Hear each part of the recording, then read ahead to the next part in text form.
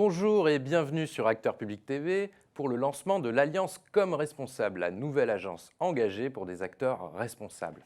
Une émission pendant laquelle nous allons découvrir ensemble pourquoi cette initiative a vu le jour et comment elle va, à partir d'aujourd'hui, se déployer pour offrir à tous les acteurs responsables les moyens de mieux communiquer dans un monde en constante mutation. Alors l'Alliance Comme Responsable, c'est quoi ?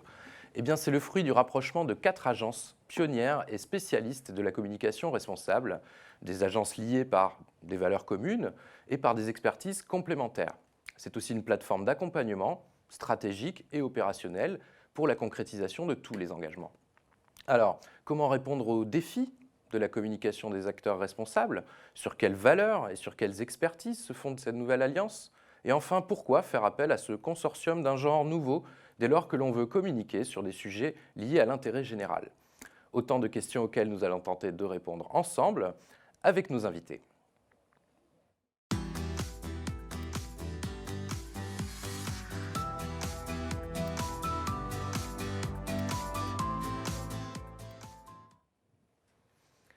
Premier moment de cette émission, un échange sur la communication responsable. Qu'est-ce qu'un acteur responsable? Quelles sont les spécificités de la communication responsable, notamment en lien avec les nouvelles attentes des publics dont nous allons parler ensemble? Et enfin, quelles méthodes, quels outils et surtout sur quelle vision doivent aujourd'hui s'appuyer les acteurs responsables pour communiquer au quotidien? Pour répondre à ces questions, nous avons le plaisir d'accueillir 3 experts autour de ce plateau. Valérie Martin, bonjour. Bonjour. Valérie, vous êtes la chef du service mobilisation citoyenne et médias de l'ADEME, la célèbre agence de la transition écologique. Vous allez nous faire partager votre expérience. L'ADEME a beaucoup réfléchi et agi en termes de communication responsable et on a hâte de vous écouter. Bienvenue. Laurent Terris, bonjour. Bonjour. Laurent, vous êtes le président de l'agence Limite. Vous êtes l'un des pionniers de la communication de l'intérêt général, d'abord en agence, parmi les grandes agences, et puis à votre compte. Lorsqu'on a préparé cette émission, vous m'avez dit qu'avec Valérie, ça faisait déjà un moment que vous discutiez des communications responsables, je ne dirais pas depuis quand, mais vous êtes aussi à l'initiative de la création de cette alliance, donc on a hâte de vous écouter sur ce point. Cédric Turini, bonjour. Bonjour. Alors, vous êtes le patron de la com et de la RSE de la Caisse d'épargne, de la Fédération des caisses d'épargne, une vieille maison qui a 200 ans et d'où vous avez unifié les différentes communications, avec d'un côté la communication engagement RSE et de l'autre la communication plus commerciale. Et vous allez nous raconter évidemment ce cas très concret puisque vous vous êtes appuyé quand même sur les concepts propres à la communication responsable. J'aurais également hâte de vous écouter. Alors, on va commencer un petit tour de table, peut-être pour explorer un peu ce qu'est la communication responsable et surtout comment vous, vous la vivez au quotidien. Valérie Martin, vous, à l'ADEME, qui est quand même l'un des acteurs pionniers et fer de lance de ces sujets. Qu'est-ce que ça vous inspire et comment vous le vivez ?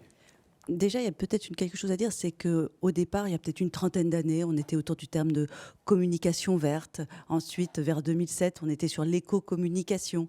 Et on voit qu'il y a eu une prise de conscience et on n'a jamais autant parlé de communication responsable, de greenwashing que depuis 2020. Ça interpelle surtout la responsabilité du secteur de la communication dans la transformation du modèle qui est impérative aujourd'hui.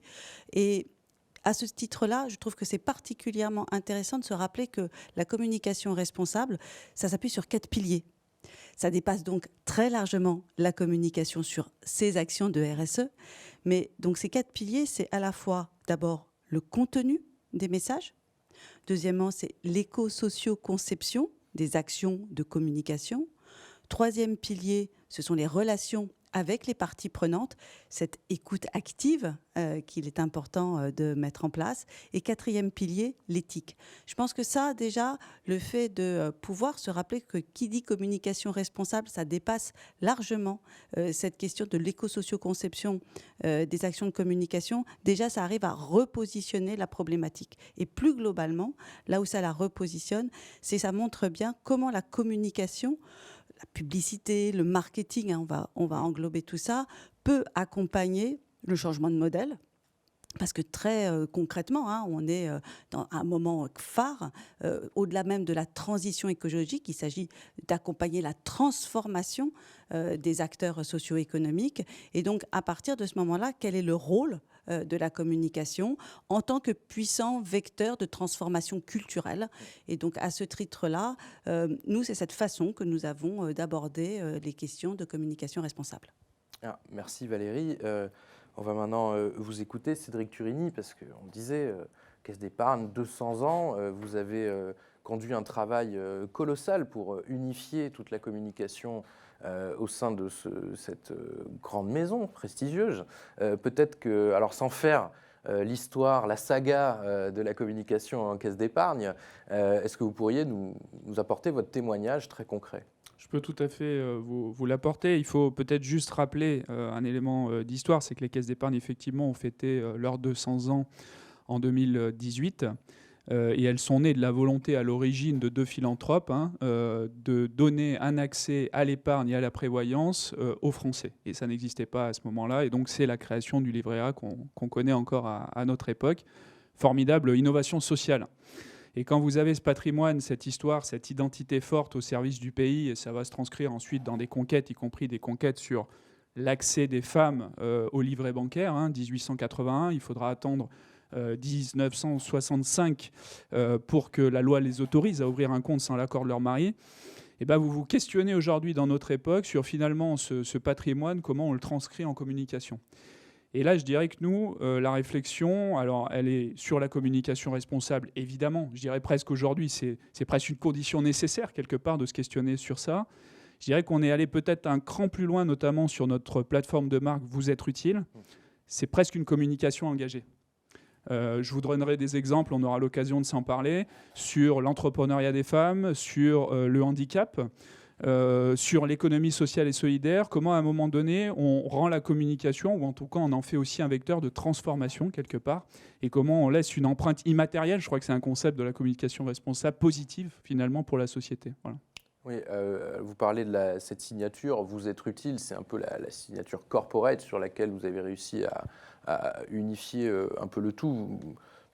Si on a des spectateurs qui se demandent comment je fais moi aussi pour faire cette transformation-là, quels seraient les conseils que vous pourriez leur donner Déjà, vous être utile, c'est à la fois un défi.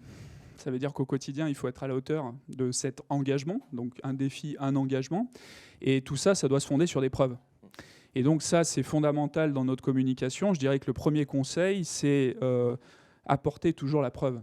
Je vous donne un exemple. On est la première banque de l'économie sociale et solidaire. On participe au développement de cette économie sociale et solidaire. Et donc, on est légitime à prendre la parole pour mettre en valeur un entrepreneur comme Loïc. C'était le personnage de notre film sur l'économie sociale qui crée un restaurant d'insertion. On est légitime à prendre la parole parce qu'on a des points forts, on a des fondamentaux, qu'on assume du fait qu'on est la première banque de l'économie sociale, on est l'une des premières entreprises mécènes de France, et donc on est très à l'aise à prendre la parole sur ce terrain-là. Je dirais à une entreprise qui voudrait quelque part incarner ses produits ou ses services au travers de ce secteur qui est l'économie sociale et solidaire, dont on fait partie en tant qu'entreprise coopérative, je lui dirais prudence.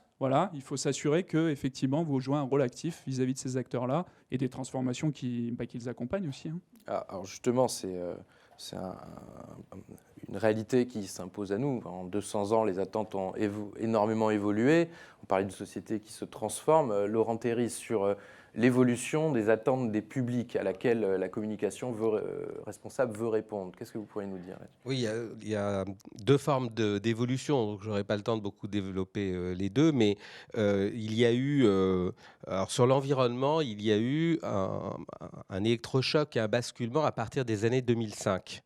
Et d'ailleurs, il y a eu un été 2005, d'ailleurs, avec des sécheresses, avec la hausse des prix du pétrole pour la première fois.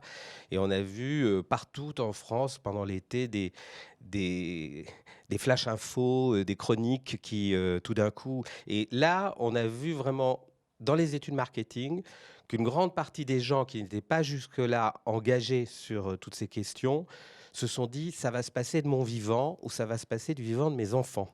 Et on a vu ensuite, à l'automne, une explosion des consommations, nouveaux modes de consommation, des petites dames qui changeaient de lessive, etc. Et ça a provoqué le greenwashing derrière, d'ailleurs, avec tous les effets qu'on a connus. Et il a fallu rectifier ça. Et parallèlement, ce qu'on a vu, c'est effectivement aussi d'autres sujets qui sont montés, la diversité, les problèmes de genre, le problème de la parité, avec ensuite MeToo, etc. Donc des sensibilités du public qui se sont exprimées de plus en plus. Et du côté des causes, on a vu des causes apparaître. Et aujourd'hui, le résultat de ça, c'est qu'on a un public qui attend des acteurs, quels qu'ils soient, qui communiquent, qui prennent la parole, qu'ils disent ce qu'ils font, non pas simplement pour limiter les impacts négatifs de ce qu'ils font, mais aussi pour modifier les choses qui ne vont pas dans la société ou pour la planète. Et ça concerne l'environnement, mais également tout ce qui est social et tout ce qui est la vie ensemble. Donc ça, c'est un phénomène important et ça se double d'autres choses. C'est que il y a le phénomène des fake news qui s'est développé, qui a explosé, qui crée une défiance vis-à-vis de toutes les infos et notamment évidemment des infos publicitaires ou de nature publicitaire. Et ce phénomène des fake news nécessite de modifier la façon dont on communique. Ça ne suffit plus de dire « voilà ce que je fais de bien, c'est bien » et de le balancer comme ça. Il faut aller plus loin, il faut le démontrer, comme Cédric vient de le dire. Il faut s'appuyer sur des choses solides. Et ensuite, ça ne suffit même pas de faire passer ça, de gagner la confiance. Il faut avoir des parties prenantes, des partenaires qui corroborent ce que vous dites, à commencer par vos équipes, à commencer par tous ceux qui tournent autour de l'entreprise ou de l'organisation. Et enfin, maintenant, le nouveau défi de la communication responsable, c'est là qu'il y a une transformation du métier que je fais depuis très longtemps, qui est une révolution, qui est passionnante, qui d'ailleurs c'est génial pour les communicants. C'est que le nouveau défi, c'est que vos publics s'engagent avec vous. C'est-à-dire que vous ne dites pas « regardez comment je m'engage », vous dites on va essayer de s'engager, on va essayer de faire des choses, engagez-vous avec moi. Alors, oui, d'ailleurs, on ne parlait pas de public à l'époque, on parlait de cible. Qu'est-ce que vous pouvez nous dire, vous, sur l'évolution des attentes que vous avez observées, vous, aussi, à l'ADEME? Très, très, très rapidement. D'abord, il y a eu la publication jeudi 6 octobre du rapport du baromètre de la consommation responsable Greenflex ADEME et qui est particulièrement intéressant parce qu'il montre bien qu'aujourd'hui, les Français nous disent on vit dans une société qui me pousse à consommer sans cesse. On est sur des chiffres qui tournent autour de 83-86%. C'est extrêmement important. On est dans une société de la défiance aussi. C'est même dans ce même rapport, 30% seulement ont confiance dans les marques. Ça aussi, c'est quelque chose qui doit agir comme une alerte pour l'ensemble des acteurs. Voilà, on a tout un tas de choses qui sortent comme ça, comme chiffres. Et puis, on a aussi un fort besoin de preuves. Je pense que Cédric, vous l'avez fort justement dit.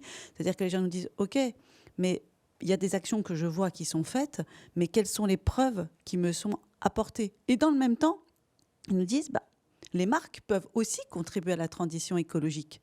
Donc, on est à un moment charnière, à un moment clé. Voilà ce qu'on étudie. Cédric, vous l'avez dit, maintenant il faut communiquer par la preuve, mais ça, vous pouvez le faire parce que vous vous appuyez aussi sur 200 ans d'histoire, peut-être aussi sur des convictions, d'autres non pas, mais on a aussi des choses très objectives qui s'imposent aux communicants. C'est par exemple l'évolution de la réglementation à venir. On peut faire ça par conviction, on peut aussi le faire pour anticiper de nouvelles réalités. Comment l'anticipez-vous, vous, côté Caisse d'Épargne? Je dirais que l'anticipation, choisissons plutôt l'attaque que la défense. Voilà. Donc essayons même d'aller un cran plus loin dès à présent, plutôt que d'attendre que la législation vienne nous trouver. Donc d'une communication responsable, essayons tout de suite d'aller vers une communication engagée. Nous, le parti qu'on a pris sur cette campagne Vous êtes utile, c'est clairement d'adresser des tabous et des stéréotypes. Donc on interpelle quelque part nos clients et le grand public sur des sujets de société. Donc aujourd'hui, le sujet, on le sait, c'est que les femmes en France ont plus de difficultés à entreprendre que les hommes. Il y a des freins objectifs à ça. Et on lance la campagne Margot, et Margot, elle se voit challengée par tout un tas de gens de son entourage qui lui disent « T'es sûr qu'une femme peut entreprendre Ça existe, les entrepreneurs à mi-temps qui s'occupent de leurs enfants pendant ce temps. Tu sais, il faut avoir les épaules solides aussi pour entreprendre. Donc on interpelle à travers la publicité, on interpelle nos propres clients quelque part. C'est un peu osé. Ça peut présenter un risque, parce qu'on ne va peut-être pas plaire à tout le monde. Il y a peut-être des catégories de clients pour lesquels on sera peut-être un peu trop disruptif ou un peu trop engagé peut-être sur certains sujets de société, mais on l'assume. À un moment donné, c'est l'histoire aussi de cette entreprise, d'avoir été pionnière dans les transitions de la société, en tout cas dans un certain nombre. Et je pense que la communication aujourd'hui peut être aussi un vecteur d'engagement, et c'est ce que vous disiez, engagez-vous à nos côtés. On ne réussira pas tout seul demain à faire qu'on ait une parité dans l'entrepreneuriat féminin. On y arrivera aussi avec vous, nos clients, qui êtes des experts comptables, qui êtes des consultants, etc., et qui pouvaient aussi vous mobiliser sur ce sujet à nos côtés. Merci Cédric. Alors, on n'aura pas le temps de voir tous les points, mais peut-être Laurent, pour vraiment que les acteurs responsables se réalisent un peu ce qui arrive devant eux, peut-être nous citer 2 exemples d'évolutions réglementaires qui vont nous tomber sur la figure bientôt.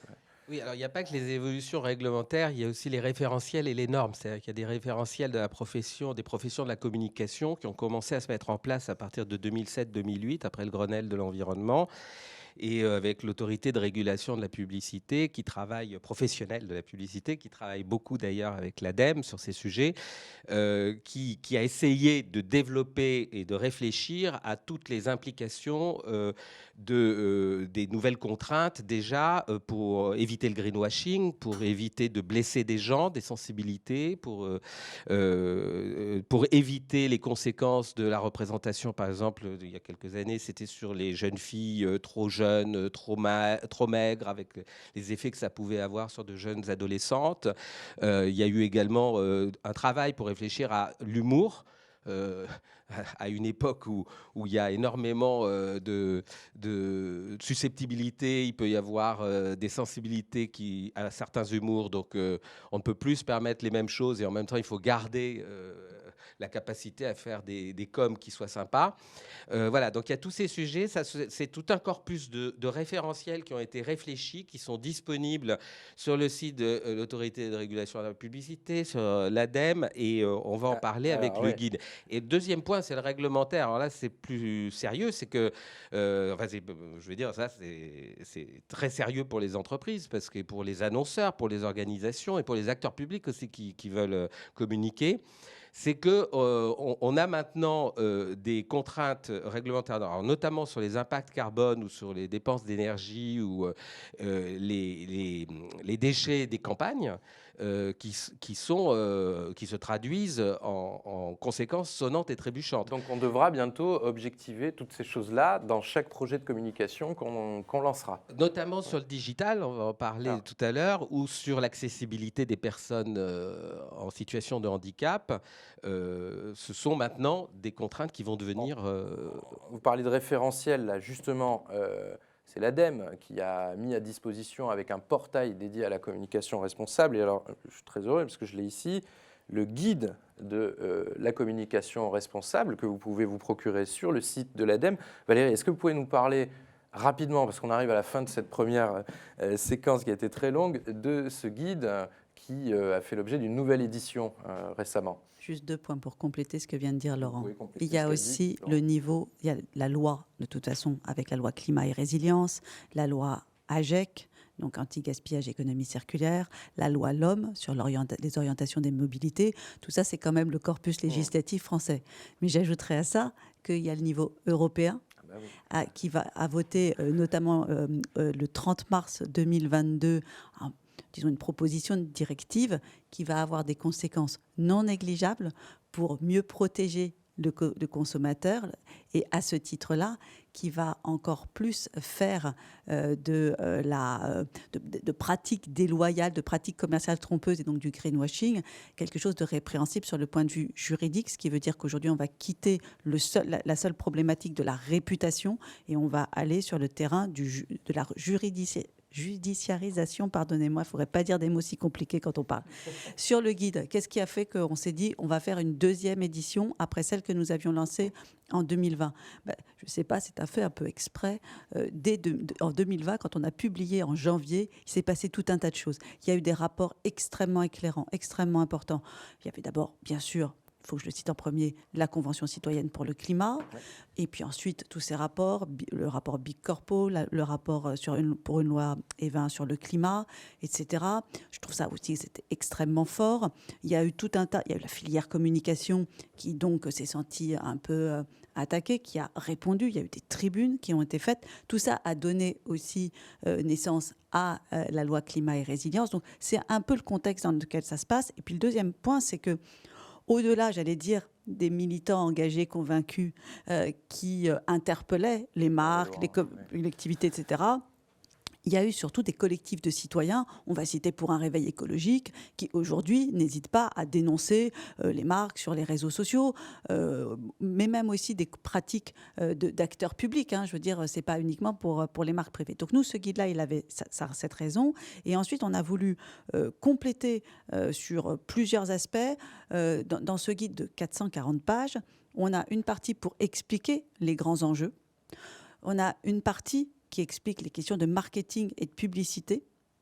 Et puis, on a une partie beaucoup plus opérationnelle pour voir comment on peut concrètement passer à l'action en matière d'événementiel, d'audiovisuel, etc., d'édition ou de numérique. Mais il y a quelque chose qui est important. Il y a 2 zooms spécifiques que l'on a cette année parce que c'était peut-être des choses qu'on mettait insuffisamment en avant dans la précédente édition.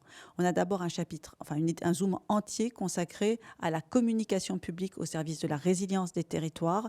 Et ce chapitre, il est extrêmement important parce qu'il montre comment le communicant public peut accompagner justement la transformation de son territoire. Il a des pouvoirs en termes de pédagogie, mais aussi de sensibilisation et d'influence auprès de son élu. Et puis l'autre zoom, c'est le pendant, c'est la communication au service de la transformation des entreprises. Et il y a un maître mot que je voudrais aussi, pour finir, rappeler, c'est que pour nous, la communication responsable, elle doit s'inscrire dans un principe de sobriété, voire de renoncement. Aujourd'hui, parfois, on est peut-être un peu trop dans la course à l'échalote. Faut-il vraiment continuer comme ça? Est-ce responsable de toujours proposer plus d'actions de communication qui ne trouvent pas nécessairement leur public, pour lesquels il n'y a pas nécessairement de besoin? Je pense à un certain nombre de sites web où on vous propose tout un tas de fonctionnalités fantastiques. Voilà quelques-uns des points qui sont posés dans ce guide qui vous permettent de réfléchir. C'est un guide d'accompagnement qui s'adresse à la fois aux communicants du secteur public, du secteur privé, des associations, mais aussi aux responsables RSE, parce qu'aujourd'hui, il est indispensable de mieux travailler la synergie entre communication et RSE si on veut véritablement accompagner la transformation de l'organisation. Comme Cédric nous l'a très bien expliqué, donc je peux que vous recommander de commander ce guide. Il fait seulement 12 € et que vous soyez acteur public, il y a un zoom pour les acteurs publics ou entreprises, vous ne pourrez plus communiquer sans vous appuyer dessus. Nous arrivons à la fin de cette première partie. Je vous remercie vraiment tous les trois. C'est des échanges passionnants. Je pense qu'on aurait facilement pu continuer pendant 1 heure ou 2 et on continuera certainement ensemble. Nous allons maintenant passer à notre deuxième partie où nous allons vous présenter l'Alliance comme responsable.